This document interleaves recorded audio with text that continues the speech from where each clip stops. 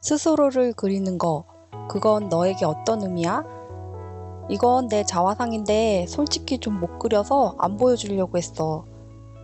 전에 내가 내 얼굴 그리기 싫어서 다른 식으로 자화상을 그렸다고 했잖아. 근데 학교 수업 시간에 어쩔 수 없이 내 얼굴을 그려야 할 때가 왔어. 얼굴을 그리긴 그렸지. 그런데 그림을 잘 보면 캔버스 안에 캔버스가 있고 그 캔버스 위에 나를 그리고 있는 손을 그렸어. 내 얼굴을 곧바로 그리지 못하고 그림이 된 나를 그리는 식으로 좀 돌아갔던 거지. 그래도 얼굴 한번 그려봤더니 나에 대한 관심이 조금 생기더라고. 작은 드로잉을 몇 번 그렸어. 이건 무슨 비비 원숭이 같은데 얼굴을 색으로 온통 가렸어. 딱 봐도 혼란이 가득하지? 이건 술 먹고 술김에 거울 보고 그린 자화상. 근데 엄청 조그만하고 술에 취해 얼굴이 벌게. 그 다음에 그린 자화상은 감정을 좀 빼봤어. 외형에 조금 집중해서 만화처럼 간단하게 그려봤어. 그 다음에는 이 자화상.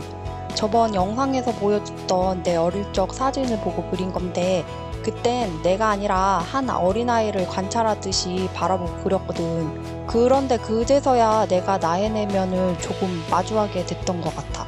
이 자화상을 그리고 나니까 그 다음으로는 다른 아이들의 아픔에도 눈길이 가더라고. 나에게만 꽂혔던 좁은 시야가 조금은 넓어진 느낌이 들었어. 그리고 드디어 다음 작업에서 나는 내 얼굴을 즐거운 마음으로 그리게 됐어. 나에게도 내가 몰랐던 개성이 있고 느낌이 있더라고. 그런데 이 자화상을 그리기 전에 거쳤던 단계가 하나 더 있어.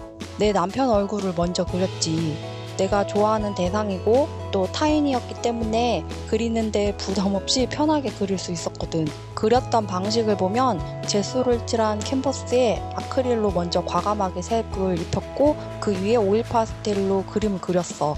그리고 그 오일 파스텔을 니들로 긁어내면서 질감을 만들었는데 내가 올린 파나 작업 영상을 보면 거기 동파나 할 때 니들이라는 도구를 사용해. 근데 그 파나 작업 딱 한 번 하고 그 도구가 쓰일 데가 없었거든.